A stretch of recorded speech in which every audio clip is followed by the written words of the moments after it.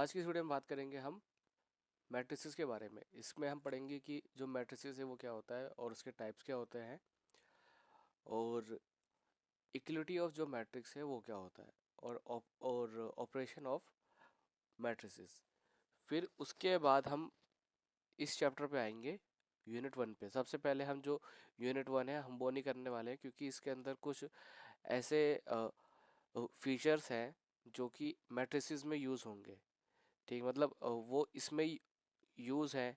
अगर हम ये यूनिट हम पहले कर देते हैं, यूनिट टू और यूनिट थर्ड, तो जो डिटर्मिनेंट वाली जो हमारी यूनिट है वो इजीली हो जाएगी। तो चलिए पहले स्टार्ट करते हैं यूनिट टू। तो सबसे पहले हम ये समझते हैं कि जो मैट्रिक्स है वो क्या होता है। मैट्रिक्स क्या होता है? देखिए, मैट्रिक्स ये समझ लीजिए सेट ऑफ इक्वेशंस होती हैं। Set of equations. For example, आपने देखा होगा कि 3x plus 4y is equal to 5। ये क्या है? एक इक्वेशन है। अब इस इक्वेशन में हमें क्या करना है? हमें x और जो y की वैल्यू है वो हमें फाइंड आउट करनी है। तो जो मैट्रिक्स होता है वो क्या होता है? इसमें हमें बहुत सारी इक्वेशंस होती हैं जिसको हम एक रेक्टेंगुलर फॉर्म में हम लिखते हैं। ठीक है, फिर उसमें हम x और y की जो वैल्यूज है वो हम फाइंड आउट करते हैं। और इस अब मैट्रिक्स का जो यूज़ है वो कहाँ कहाँ पे होता है? मैट्रिक्स का यूज़ आज के टाइम पे हर जगह है। जैसे कि अगर आप गेम बना रहे हैं या फिर आप वीडियो अगर आपको एडिट करनी हो, ठीक है, आपको किसी चीज़ का आपको कलर चेंज करना हो, तो वहाँ पे मैट्रिक्स का यूज़ होता है। आपको जैसे फॉर एग्जांपल अगर मैं आपको दो कलर देता हूँ और मैं कहता हूँ आपको ये कलर बनाना है, मैं आपको रेड और ग्रीन देता हूँ और उसकी मैंने जो क्वांटिटी वो मैंने दे दी, तो जितना आप यहाँ पे इन दोनों में आप कॉम्बिनेशन लेंगे वही रिजल्ट आपको यहाँ पे देखने को मिलेगा। जैसे कि अगर आप कंप्यूटर में अगर आप पेंटिंग करते हैं और अगर आप कलर लेते हैं, तो एक वहाँ पर ऑप्शन आता है कस्टम कलर का। मतलब आप अपना खुद का जो कलर है वो आप बना सकते हो। दो या तीन कलर जो है वो आप लेके आप एक नया कलर आप बना सकते हो। तो वहाँ पर भी क्या है कि आप मैट्रिक्स का ही आप यूज़ कर रहे हो। तो अगर मुझे मैट्रिक्स की जो डेफिनेशन है अगर मुझे वो लिखनी हो तो मैं कैसे लिखूँगा? तो matrix is a rectangular era of numbers और फंक्शंस। तो मैट्रिक्स क्या है? रेक्टेंगुलर एरा ऑफ नंबर्स, यानी कि जो मैट्रिक्स है वो रेक्टेंगुलर फॉर्म में लिखी जाती है। इस तरीके से ब्रैकेट होता है इसमें। अब इसके अंदर क्या हो सकता है? इसके अंदर नंबर्स भी हो सकते हैं और फंक्शंस भी हो सकते हैं। ठीक है, अब मान लेते हैं हम एक मैट्रिक्स लेते हैं। ये हमने एक मैट्रिक्स लिया। अब इसके अंदर हम नंबर ले लेते हैं, जैसे 2 4 5 7 8 9। हमने ये ले लिया। तो यहाँ पर अगर हम देखें तो 2 4 5 ये एक रो में है। ठीक है, मतलब एक लाइन में है, और ये 2 7 भी एक लाइन में है। बट यहाँ पर इन्हें हम लाइन ना बोल के हम बोलेंगे, देखिए इस तरीके से हम नंबर्स को बोलेंगे कि ये रो में है, यानी कि ये पहली रो है और ये है दूसरी रो। उसी तरीके से अगर हम इस तरीके से देखें तो यहाँ पे हम बोलेंगे इनको कॉलम, यानी ये पहली कॉलम है, ये दूसरी कॉलम है और ये तीसरी कॉलम है। तो यानी कि एक मैट्रिक्स में दो चीजें होती है, रो और कॉलम। तो ऐसा क्यों होता है? क्योंकि अगर मुझे किसी एलिमेंट की, ठीक है, मतलब मैट्रिक्स में जो भी नंबर्स या फिर फंक्शंस होते हैं उन्हें हम एलिमेंट कह के बुलाते हैं। उसकी एक पोजीशन होती है, जैसे कि ये दो।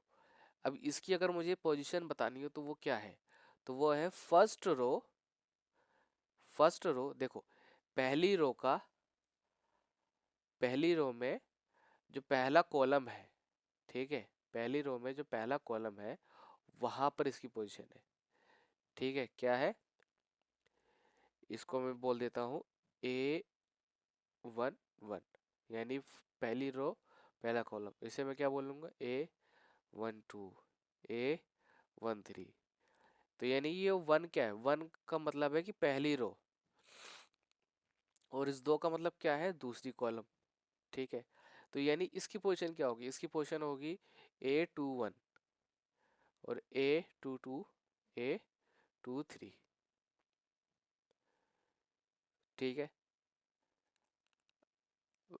ए की जगह पे आप सिंपली लिख दो क्या, 7।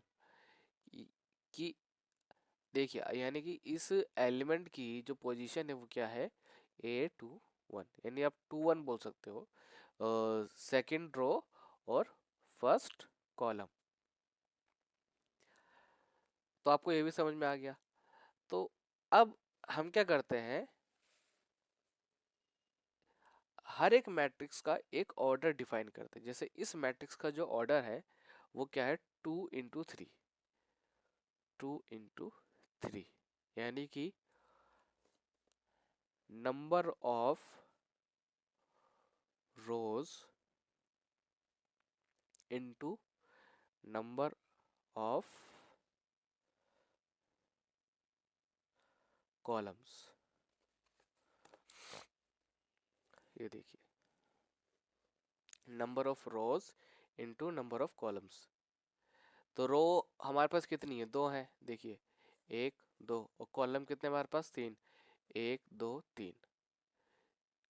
तो अगर हम इनको मल्टीप्लाई अगर हम कर देते हैं तो हमारे पास क्या निकल के आता है, ऑर्डर ऑफ मैट्रिक्स, यानी कि इस मैट्रिक्स का क्या ऑर्डर है,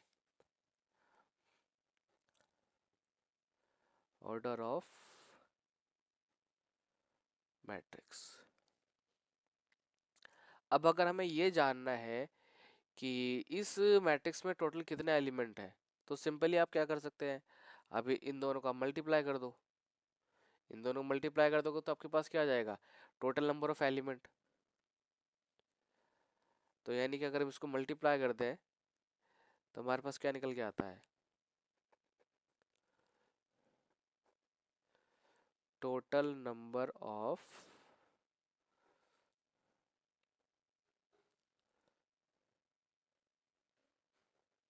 एलिमेंट्स इन ए मैट्रिक्स। ठीक है, तो ये आपको शायद अब समझ में आ गया होगा। ठीक है, अब ये जो मैंने आपको चीज बताई थी अभी, ये A21, A22, इसे हम बोलते हैं एड्रेस ऑफ एलिमेंट। यानी कि अगर मुझे इस एलिमेंट का अगर मुझे एड्रेस जानना हो, जैसे रियल लाइफ में क्या होता है कि हर ह्यूमन बीइंग जो अगर वो कहीं भी रह रहा होता है या फिर कहीं भी वो ऑफिस जाता है तो उसका एक एड्रेस होता है। तो उसी तरीके से मैट्रिक्स में हर एलिमेंट का ना एक एड्रेस होता है। तो इस एलिमेंट का एड्रेस क्या है, इस इस मैट इस मैट्रिक्स में इस एलिमेंट का एड्रेस क्या है, A12। तो इसे हम क्या बोलते हैं, address, address of elements of A matrix. तो आमतौर पे हम इसको ऐसे लिखते हैं, AIJ। तो यहाँ पे आई का मतलब क्या होता है, रो, और जे का मतलब कॉलम। यानी कि देखो अभी अगर A22 है या फिर A23 है, A23 है, तो ये क्या हो जाएगा, तो यानी ये टू क्या बता रहा है, दूसरी रो, क्या, सेकंड रो, और ये क्या बता रहा है, थर्ड कॉलम।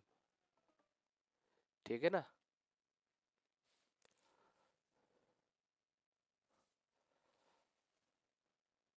अब इसके बाद जो हमारा नेक्स्ट टॉपिक आता है वो ये है जर्नल रिप्रेजेंटेशन ऑफ मैट्रिक्स। तो अगर हमें एक मैट्रिक्स दे रखा है और उसमें जो एलिमेंट है वो ये है, लेकिन उसका ऑर्डर है 3 × 2। तो ये हमें क्या बता रहा है? ये हमें ये बता रहा है कि एक मैट्रिक्स है ए जिसमें 3 रो है और 2 कॉलम है। तो यानी कि इसको मैं कैसे लिखूंगा? इसको ऐसे लिखूंगा मैं, इस A11, A21, A31, क्योंकि 3 रो है और 2 कॉलम है। तो यानी कि ये सिर्फ 2 तक ही आई। तो अगर आपको इस तरीके से मान लेते हैं कि अगर मैं आपको कहता हूँ कि बी एक मैट्रिक्स है, ठीक है, और इसका ऑर्डर है 2 × 5। तो यानी इसमें 2 रो होंगे और 5 कॉलम होंगी। तो यानी कि इस तरीके से A11, A21, A12, A13, A14, A15, ठीक है, इस तरीके से जाएगा। देखो, रो हमारे पास कितनी है? 1 2 2 रो है, लेकिन कॉलम 1 2 3 4 और एक और बनाना 5, ठीक है। तो हो सकता है ये एग्जाम में आ जाए, वैसे तो अभी तक आया नहीं है, लेकिन हो सकता है अगर आ जाता है बनाने के लिए तो आप ऐसे बना सकते हो, क्योंकि जो एग्जाम पेपर से अब काफ़ी चेंज हो रहे हैं, नए नए क्वेश्चंस आ रहे हैं। तो अब नेक्स्ट जो हमारा टॉपिक है वो ये है टाइप्स ऑफ मैट्रिक्स। ये हमें समझना बहुत ज़्यादा ज़रूरी है, अदरवाइज दिक्कतें हमारे लिए बढ़ जाएंगी। तो इसमें हम सबसे पहले बात करते हैं रो मैट्रिक्स की। Row matrix. अब इसमें क्या होता है, रो मैट्रिक्स में ना सिर्फ एक ही रो होती है, कंटेन ओनली 1 रो।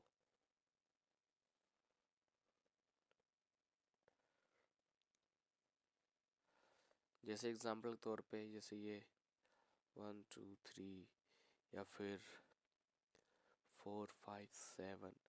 तो इसमें अगर आप ध्यान से देखो तो इसमें सिर्फ एक ही रो है, या फिर आप इस तरीके से भी ले सकते हो, ऐसे भी ले सकते हो, ठीक है। अगर आप इन सब में एक चीज अगर आप कॉमन देखो तो रो सिर्फ एक है, ठीक है, लेकिन कॉलम इसमें 3 है, इसमें भी 3 है, इसमें 1 है, इसमें 2 है। फिर आता है कॉलम मैट्रिक्स।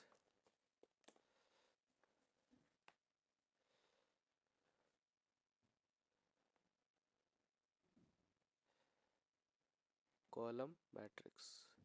अब कॉलम मैट्रिक्स में क्या होता है कि नाम से पता चल रहा है कि एक ही कॉलम होगा, कंटेन ओनली 1 कॉलम।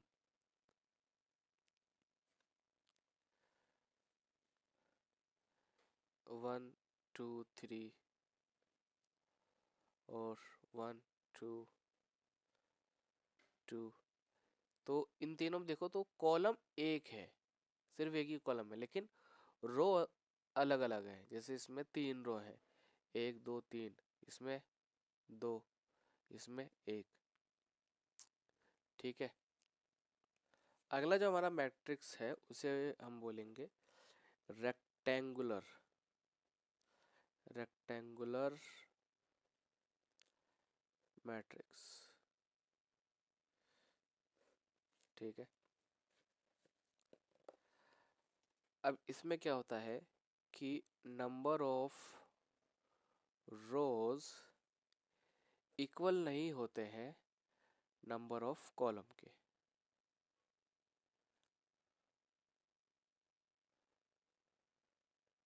ठीक है, नंबर ऑफ रो इक्वल नहीं होते हैं नंबर ऑफ कॉलम के। तो यानी कि फॉर एग्जांपल कि मैं आपको एक मैट्रिक्स है हमारे पास जिसमें नंबर, अब देखिए यहाँ पर क्या आता है, नंबर ऑफ रो और नंबर ऑफ कॉलम इक्वल नहीं है, मतलब सेम नहीं है। अगर मान लेते हैं कि इस तरीके का कोई मैट्रिक्स है, मतलब उसमें कॉलम और रो दोनों इक्वल है, ठीक है, तो उसे हम रेक्टेंगुलर मैट्रिक्स हम नहीं बोलेंगे। अगर अगर इक्वल नहीं है तब हम बोलेंगे उसे रेक्टेंगुलर मैट्रिक्स, यानी कि ये वाला है और ये वाला नहीं है। अब नेक्स्ट आता है हमारा स्क्वायर मैट्रिक्स।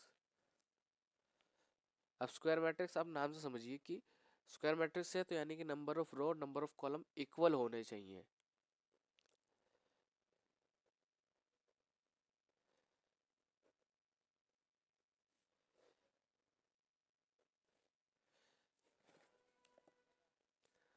यानी number of rows is equal to number of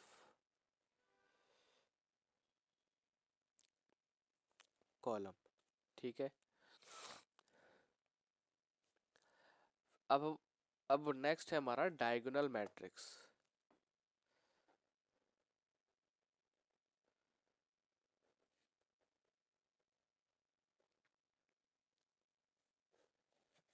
diagonal matrix को आप थोड़ा सा ध्यान से समझिएगा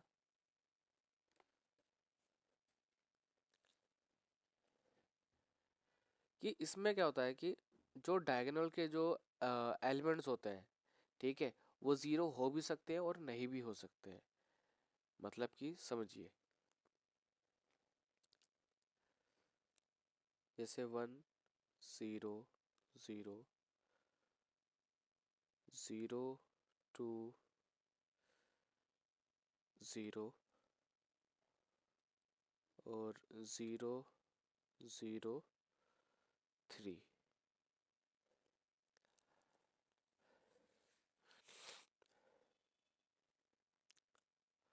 और एक है 0 0 0 0 0 0 0 0 0।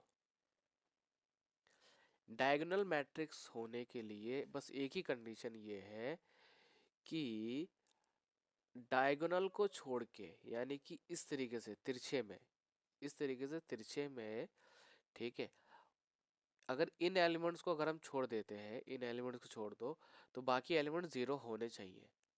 ये वाले जीरो हो चाहे ना हो हमें उससे लेना देना नहीं है, लेकिन बाकी एलिमेंट जीरो होने चाहिए।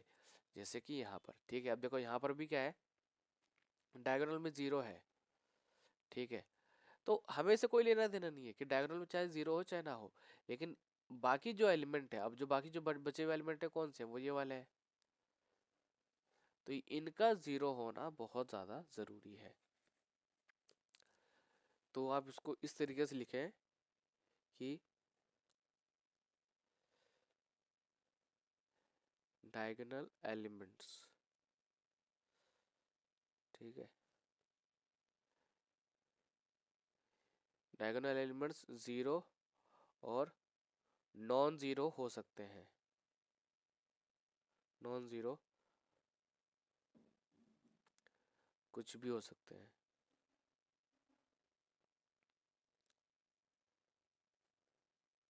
ठीक है, यानी कि non diagonal, non diagonal elements जो हैं वो हमारे क्या होने चाहिए, मतलब जो एलिमेंट्स डायगोनल में नहीं है, मतलब ऐसे तिरछे में नहीं है, वो क्या होने चाहिए, जीरो होने चाहिए। तो वो कौन से एलिमेंट्स हैं, वो ये वाले हैं, तो ये क्या होने चाहिए, ये जीरो होनी चाहिए, हमेशा जीरो होनी चाहिए। अब अगला है हमारा नल मैट्रिक्स। नल मैट्रिक्स क्या होता है कि सारे एलिमेंट जीरो होते हैं।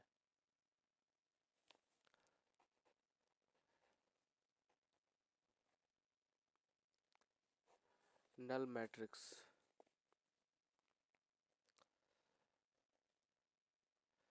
any order sequence or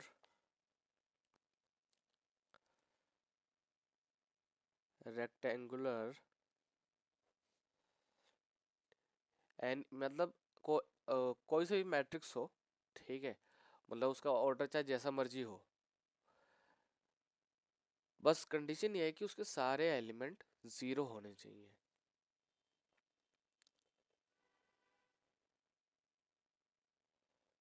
all elements are zero,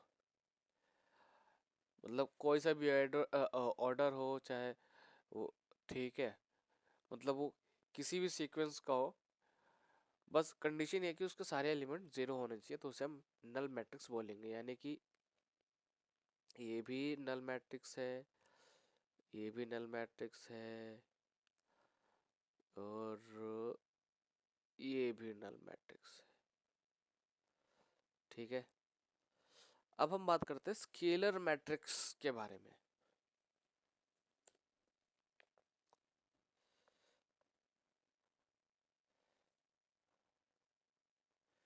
scalar matrix,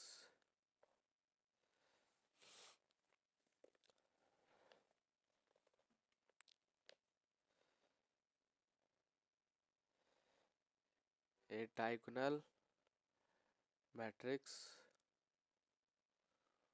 whose diagonal elements are equal।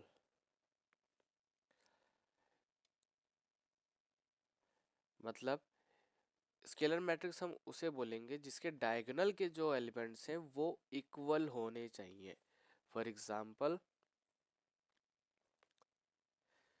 2 0 0 0 2 0 0 0 2, ठीक है। अब देखो इसके डायगोनल के जो मैट्रिक्स है वो क्या है, इक्वल है, ठीक है। डायगोनल के जो मैट्रिक्स है वो क्या है, वो इक्वल है, तो इसे हम क्या बोलेंगे, स्केलर मैट्रिक्स। क्या बोलेंगे, स्केलर मैट्रिक्स,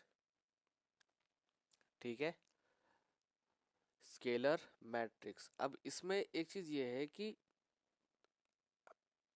इसके जो नॉन डायगोनल्स एलिमेंट है वो जीरो होने चाहिए। मतलब इसमें दो कंडीशन होनी चाहिए कि डायगोनल में जो मैट्रिक्स, डायगोनल में जो एलिमेंट है वो इक्वल होना चाहिए, और बाकी जो एलिमेंट है वो जीरो होने चाहिए, तब हम उसे बोलेंगे क्या, स्केलर मैट्रिक्स, ठीक है। तो यहाँ पे लिख लीजिए आप कि डायगोनल ऑलवेज इक्वल, ठीक है, मतलब डायगोनल के जो एलिमेंट्स हैं वो हमेशा क्या होना चाहिए, इक्वल।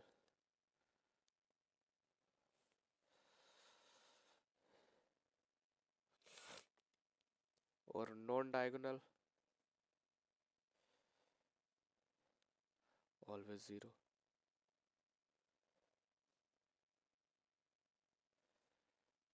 ठीक है। अब अगला आता है हमारा आइडेंटिटी मैट्रिक्स।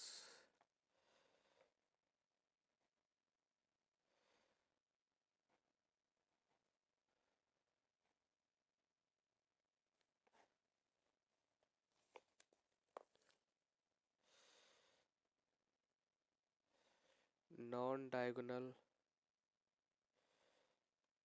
जो है वो होना चाहिए जीरो, और डायगोनल में होना चाहिए एक। मतलब जैसे ये मैट्रिक्स है, तो ये भी क्या है, आइडेंटिटी मैट्रिक्स है। मतलब क्या है कि कंडीशन ये है कि डायगोनल में जो है वो वन होना चाहिए, बाकी एलिमेंट जीरो होने चाहिए। अब चाहे और मतलब उसमें चाहे जितने मर्जी एलिमेंट्स हो,